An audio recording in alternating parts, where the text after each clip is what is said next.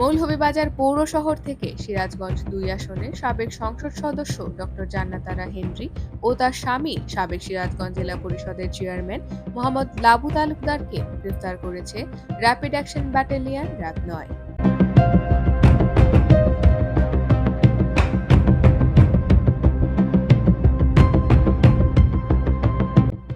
সোমবার বিকেল ৩:৩০টায় গোপন সংবাদের ভিত্তিতে পৌর শহরের সোনাপুর এলাকার আওয়ামী লীগ নেতা বাচ্চু মিয়ার বাসা থেকে তাদের গ্রেফতার করে র্যাব।